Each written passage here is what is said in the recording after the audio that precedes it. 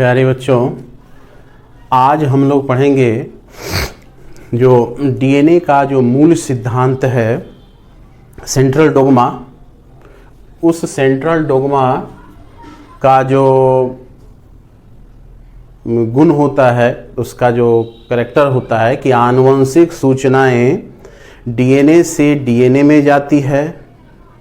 उस प्रोसेस को प्रतिकृति कहते हैं, रिप्लिकेशन, या उस डीएनए से आरएनए में जाती है। जो भी आनुवंशिक सूचनाएं होती है वह डीएनए से आरएनए में जाती है तो उसको अनुलेखन कहा जाता है, यानी ट्रांसक्रिप्शन कहा जाता है। और उस आरएनए से जब प्रोटीन बनता है तो उसको आपको ये ट्रांसलेशन कहा जाता है। तो इस तरह से प्रतिकृति, उसके बाद अनुलेखन यानी रिप्लिकेशन, ट्रांसक्रिप्शन एंड ट्रांसलेशन, इस तरह से ये डीएनए में जो सूचनाएं होती है इसी तरह से फ्लो करती है। उसी में जो सबसे पहला पार्ट है जो कि प्रतिकृति और इसके प्रायोगिक प्रमाण। इसको प्रतिकृति को हम लोग दो पार्ट में स्टडी करेंगे। फर्स्ट पार्ट में देखते हैं कि प्रतिकृति क्या है और इसके फेवर में कौन से प्रूफ किया, माने कौन से ये प्रूफ दिया गया है, प्रमाण दिया गया है, वो भी प्रायोगिक प्रमाण, प्रयोग करके प्रमाण दिया गया है। डीएनए की अपनी संख्या कैसे बढ़ाता है। तो प्रतिकृति क्या है?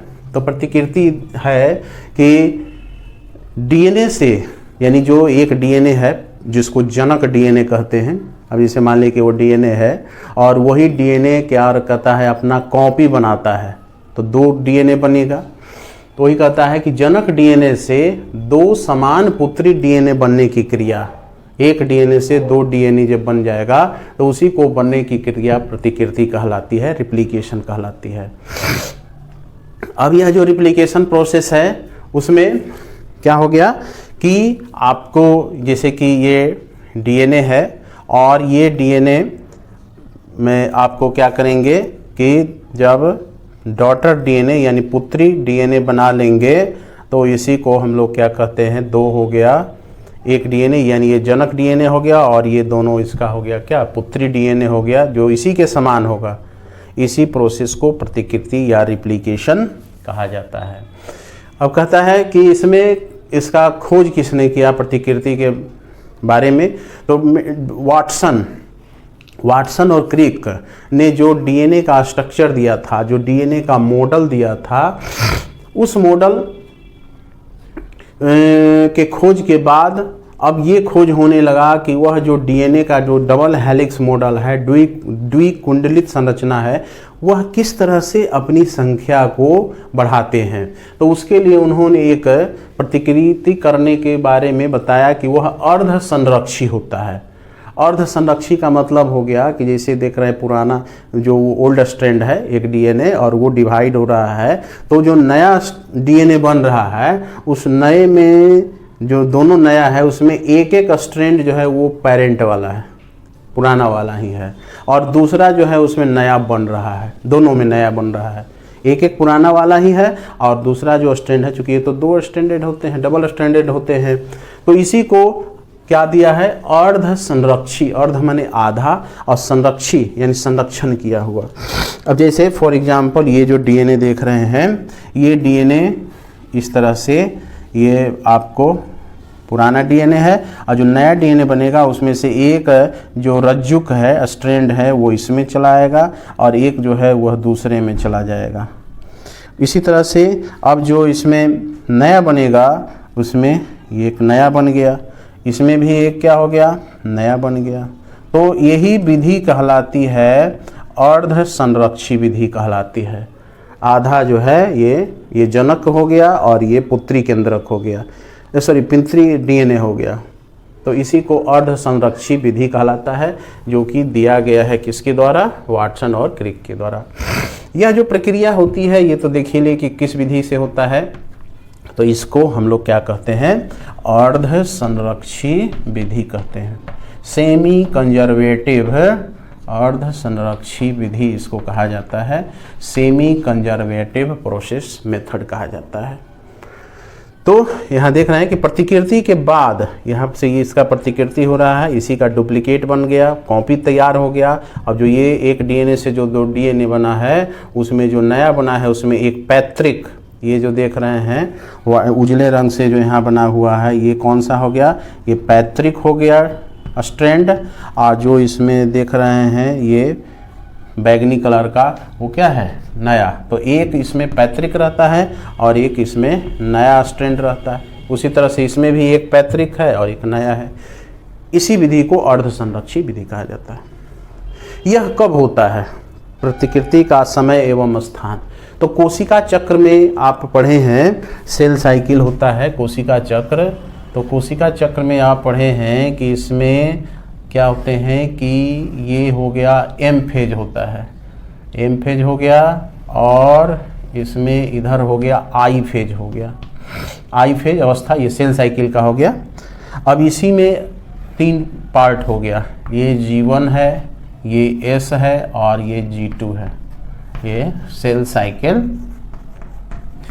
साइकिल में ये प्रोसेस है। तो सेल साइकिल में आपको यह जो अवस्था है इसी स्टेज में क्या होता है, रेप्लिकेशन होता है, इसी समय होता है, तब जा कर के कोशिका अपना जीवन चक्र पूरा करता है। तो यही है इसका रेप्लिकेशन का जो विधि है, अर्धसंरक्षी विधि। अब अर्धसंरक्षी विधि के बाद अब देखना है कि इसका प्रायोगिक प्रमाण क्या है, कैसे इसको प्रमाणित किया गया है।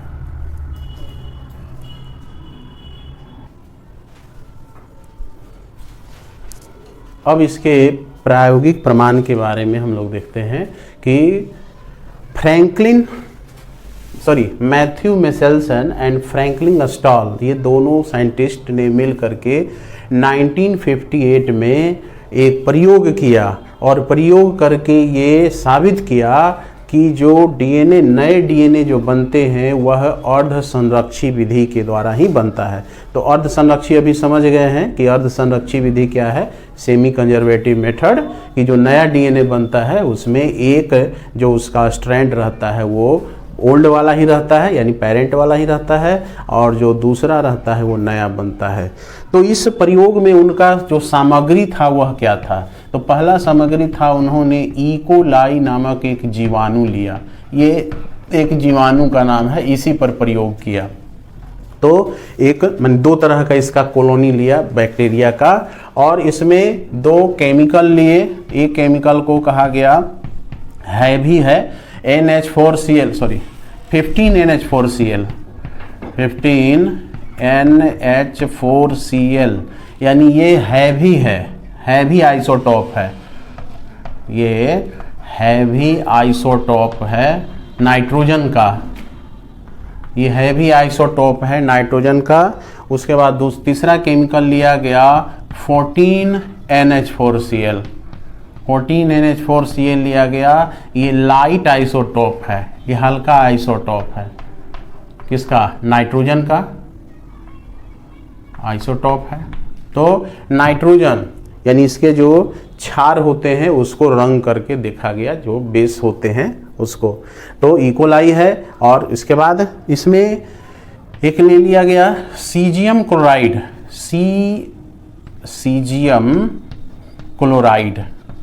सीजियम क्लोराइड जो है आपको CaCl कहा गया। इसी से क्या करते हैं कि इसकी प्रवणता यानी जो डेंसिटी होता है उसको ज्ञात करते हैं। इससे क्या ज्ञात करते हैं, तो इससे ये जो देख रहे हैं डीएनए जो हैवी और लाइट है, इससे हैवी एवं लाइट के बीच प्रवणता, हैवी एवं लाइट के बीच प्रवणता, डेंसिटी ज्ञात करते हैं। डेंसिटी क्या करते हैं, ज्ञात करते हैं। तो इस तरह से ये सब केमिकल लिया और उसमें जो ऑपरेटस यूज होता है। अब इसमें प्रयोग क्या किया, तो जो देख रहे हैं ये जो प्रयोग दिखाया गया है कि इसमें अब पहले ये जो जीवाणु है इसको 2 अलग अलग मीडियम में तैयार किया गया। पहला इसका प्रयोग क्या है, तो प्रयोग का जो शुरुआत है कि यहाँ पर दो माध्यम में इसको तैयार किया गया, इसको दो माध्यम में तैयार किया गया। एक पहला माध्यम हो गया जिसमें ये आपको लिया गया एक टेस्ट ट्यूब, मान लिया कि परख नली, और इसमें वो जो बैक्टीरिया है उसको लिया गया, इसमें इस बैक्टीरिया को लिया गया और इसमें डाला गया क्या, N15 NH4Cl, और इसमें ये सब क्या हो गया, इकोलाई हो गया बैक्टीरिया। तो एक बैक्टीरिया को इसमें कल्चर किया गया, 15 NH4Cl में इसको कल्चर किया गया। और दूसरा एक्सपेरिमेंट में करना क्या है, तो दूसरे एक्सपेरिमेंट में हुआ कि आपको इसी तरह से ये टेस्ट ट्यूब ले लिया गया, और टेस्ट ट्यूब लेने के बाद इसमें जो इकोलाई लिया गया उसमें दूसरा केमिकल जो ये 14 NH4Cl है, 14 ये लाइट वाले को लिया गया, 14 NH4Cl को लिया गया।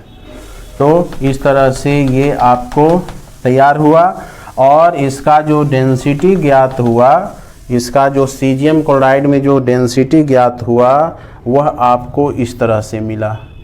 जब इसका सेंट्रीफ्यूगेशन मशीन में जब इसका डेंसिटी तैयार करते हैं तो यह जो हैवी है, ये 15 NH4Cl क्या है, ये हैवी है, तो वो नीचे की तरफ सेटल हो गया, नीचे दिखाई दिया।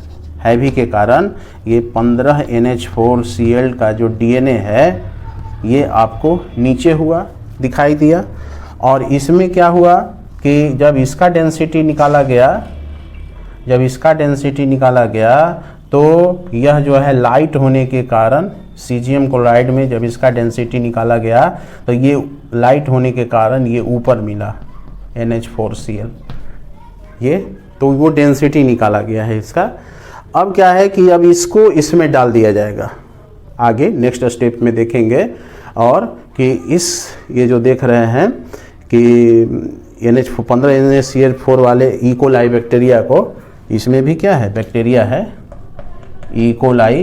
तो इस इकोलाई को 14 NH4Cl से इसको उस पर कल्चर किया गया और उसका कंसंट्रेशन निकाला गया, माने ग्रेड डेंसिटी निकाला गया। तो ये हल्का था तो ये ऊपर दिखाई दिया, और ये भारी था तो ये नीचे था।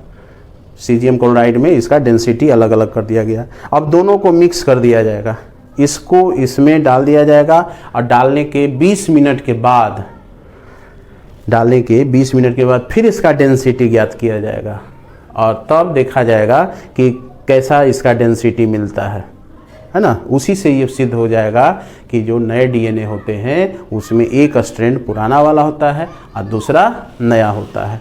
तो जो डायग्राम अभी देख रहे थे उसको अब हम लोग समझने का प्रयास करते हैं। इसमें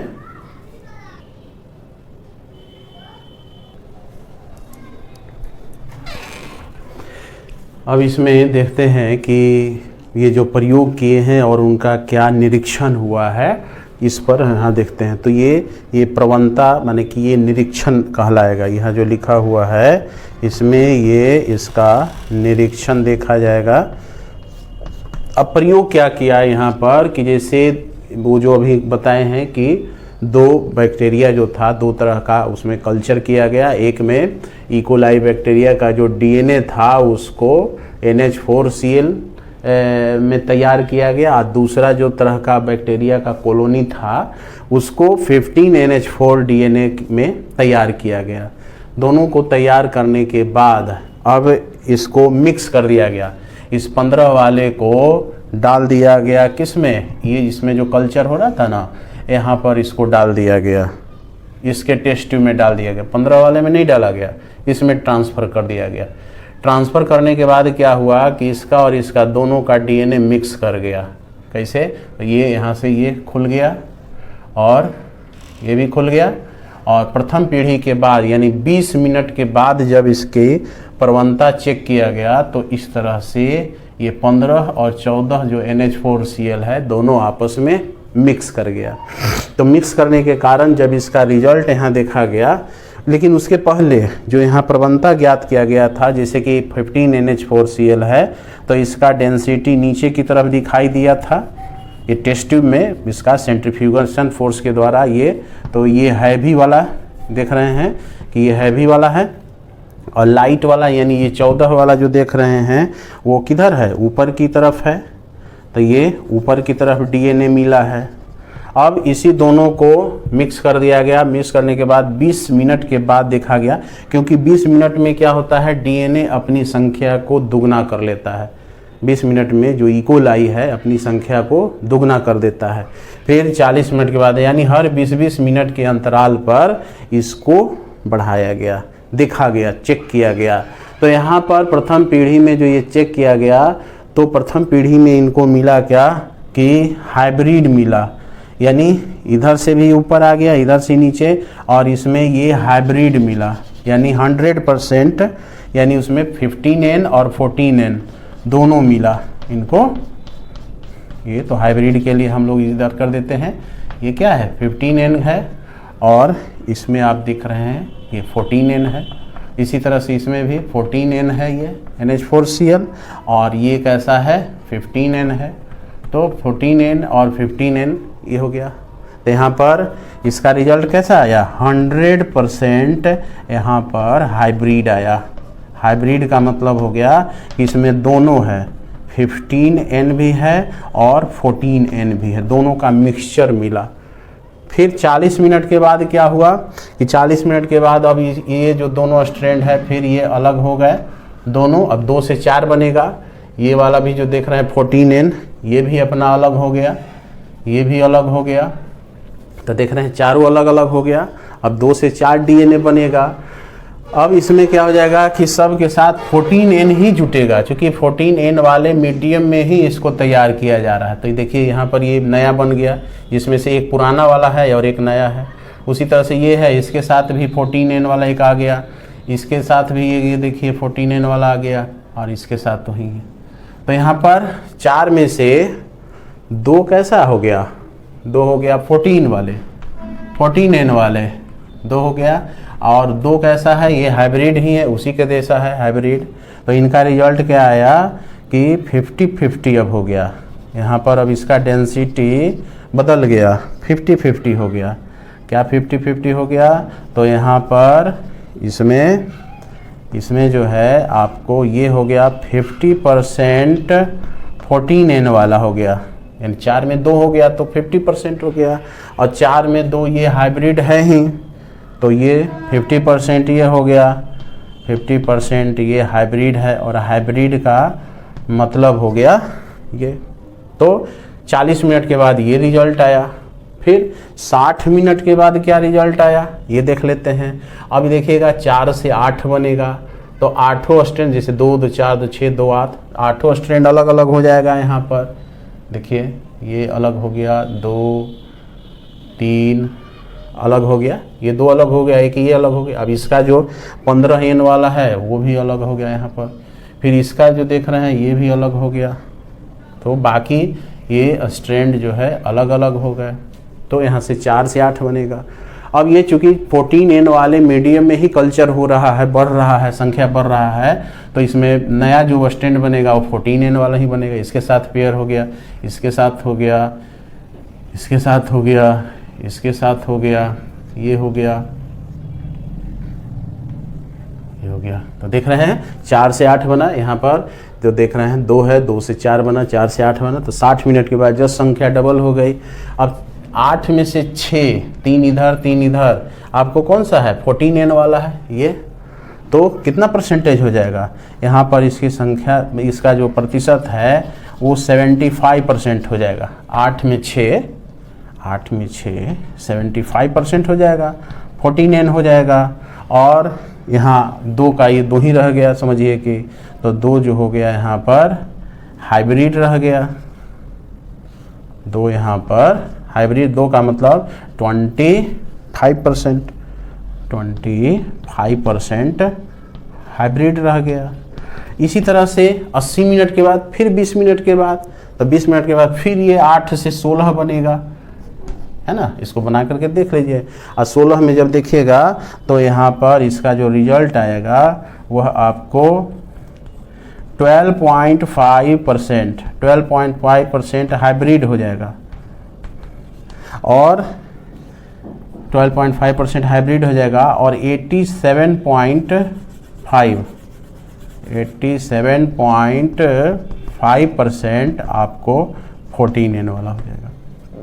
तो इस तरह से ये प्रूफ हो गया कि 14N वाले मीडियम में जब कल्चर किया गया तो ये जो हाइब्रिड था उसी तरह से, कि 15N वाला की संख्या नहीं बढ़ रहा है क्योंकि उसका जो न्यूक्लियोटाइड उसमें नहीं है, जो भी बन रहा है वो 14 ही बन रहा है।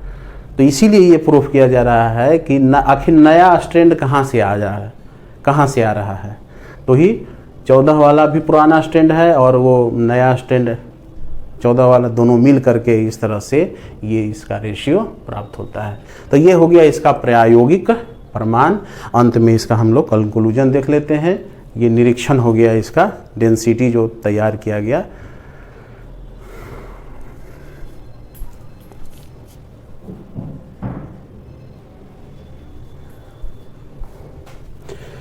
अब इस प्रतिकृति के जो प्रायोगिक प्रमाण मिला, इससे क्या निष्कर्ष निकला, इससे इस प्रयोग का क्या निष्कर्ष निकला, कंक्लूजन क्या हुआ।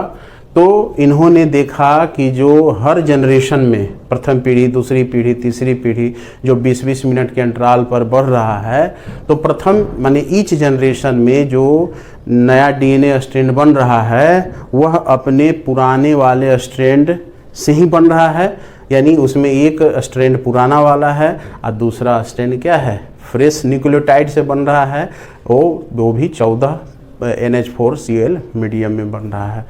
तो इन्होंने निष्कर्ष निकला कि मैं प्रत्येक पीढ़ी में बनने वाले डीएनए, प्रत्येक पीढ़ी में बनने वाले डीएनए में एक जो उसका स्ट्रैंड है, एक स्ट्रैंड कहाँ से प्राप्त हुआ है, तो एक स्ट्रैंड अपने पैतृक यानी पेरेंट से, एक स्ट्रैंड उसके पेरेंट से प्राप्त होता है, तथा दूसरा प्राप्त होता है, तथा दूसरे स्ट्रैंड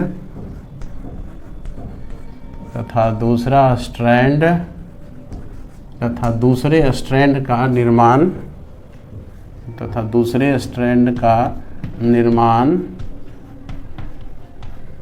कर लेता है। इसी को अर्धसंरक्षी विधि कहा गया है। अर्धसंरक्षी विधि कहा गया है, माने वह जो है 14N वाले मीडियम में नया न्यूक्लियोटाइड आता है और वो उसके साथ जुड़ करके नया डीएनए बना लेता है। इसी तरह का जो सिमिलर एक्सपेरिमेंट है दूसरे प्लांट पर भी किया गया है, जैसे टेलर और कलिग्स के द्वारा। अब इसमें अलग है, ये पॉइंट तो ख़त्म हो गया। इसी के प्रूफ में एक और दिया हुआ है कि टेलर और उसके सहयोगियों द्वारा, टेलर एवं सहयोगियों द्वारा, उनके जो सहकर्मी थे, सहयोगियों द्वारा एक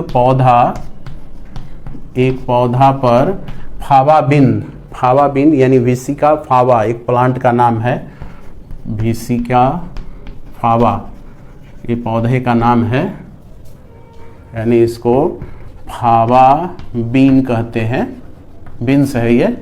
तो एक पौधा फावा में, ये विसिया फावा पर भी क्या हुआ, प्रयोग किया गया। इसी तरह के प्रयोग, एक पौधा पर इसी तरह का प्रयोग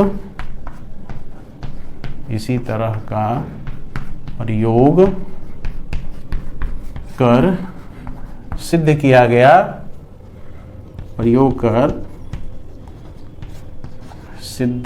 गया, कि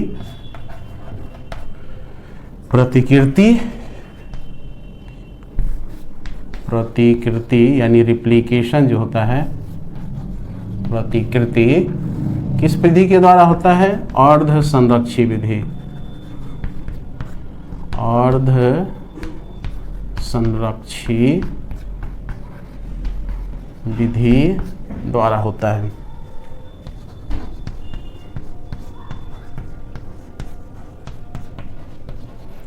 अर्ध संरक्षी विधि द्वारा होता है। तो यही है इसका प्रतिकृति क्या है, और प्रतिकृति आपको अर्ध संरक्षी विधि के द्वारा होता है, और अर्ध संरक्षी विधि के फेवर में उसमें प्रमाण देने के लिए जो है मेसेल्सन और स्टॉल ने बैक्टीरिया पर प्रयोग किया है, इकोलाई बैक्टीरिया पर, और टेलर और उनके सहयोगियों द्वारा एविसिया फावा पर आपको प्रयोग किया गया है, ये सिद्ध करने के लिए कि प्रतिकृति जो है वह सेमी कंजर्वेटिव मेथड के द्वारा होता है।